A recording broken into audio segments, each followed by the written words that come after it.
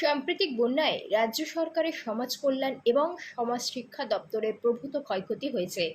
রবিবার আগরতলা প্রেস ক্লাবে সাংবাদিক সম্মেলন করে ক্ষয়ক্ষতির তথ্য তুলে ধরেন দপ্তরের অধিকর্তা তপন কুমার দাস। সাংবাদিক সম্মেলনে অধিকর্তা জানান, বন্যায় দপ্তরের 10,222টি অঙ্গনওয়াড়ি কেন্দ্রের মধ্যে 229টি অঙ্গনওয়াড়ি কেন্দ্রের ব্যাপক ক্ষতি হয়েছে। এর মধ্যে 10টি অঙ্গনওয়াড়ি কেন্দ্র সম্পূর্ণভাবে ভেঙে গেছে। 104টি কেন্দ্রে শৌচাগার এবং 156টি কেন্দ্রের রান্নাঘর ভেঙে গেছে।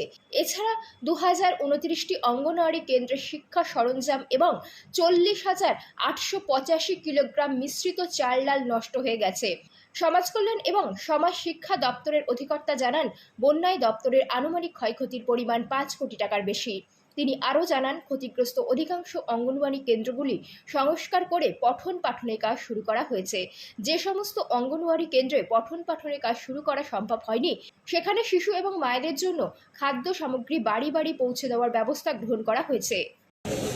আপনারা জানেন যে ত্রিপুরাতে social education social welfare department বিভিন্ন অঞ্চলে প্রত্যেকটা ব্লক অঞ্চলে একটা করে তাদের সিডিপিও অফিস আছে।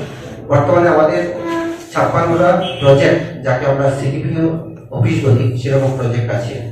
এই 56টা সিডিপিও প্রজেক্টের আন্ডারে মোট 10,222টি অঙ্গনওয়াড়ি কেন্দ্র আছে। এই 10,222টি অঙ্গনওয়াড়ি কেন্দ্র যেটা আছে, তার মধ্যে এটা যেটা গত 12 তারিখের যে রিপোর্ট, 12 তারিখের রিপোর্ট অনুযায়ী যে 2,90,659 জন শিশু, যাদের বয়স 6 মাস থেকে 6 বছর, তারা সেখানে নথিভুক্ত আছে। এবং সেই সাথে 26,458 জন গর্ভবতী মহিলা এবং প্রসূতি মা সেখানে নথিভুক্ত আছে।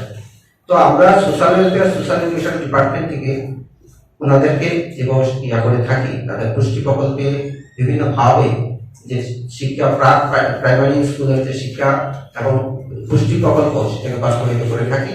তো এটা বাস্তবায়িত করতে গেলে যেসব আমাদের যে অঙ্গনওয়াড়ি সেন্টারগুলো আছে, সেগুলো আমাদের